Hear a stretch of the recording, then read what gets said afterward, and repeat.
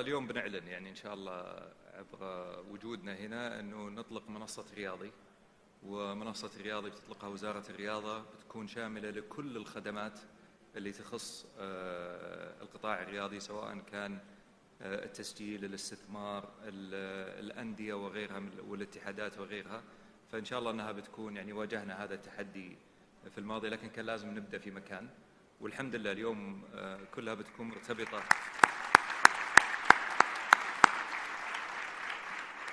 فاليوم إن شاء الله يعني وش تخدم منصة رياضي مفترض؟ كل الأشياء اللي ذكرتها في منصة واحدة، فتقدر تدخل وتقدر تشوف كل الأمور اللي أنت مهتم فيها للوصول لمبتغاك.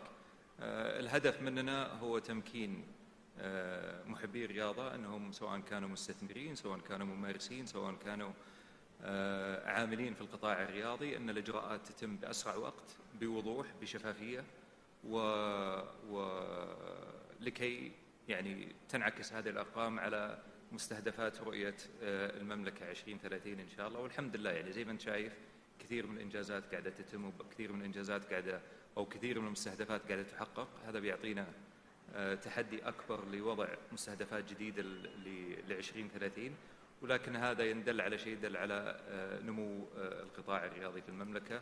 وللأمانة أحب أن أشكر كل الجهات اللي عملوا معنا واللي مرتبطين معنا في كل الأمور، لأن لهم دور كبير في تفعيل وسهولة تمكين القطاع الرياضي للنمو.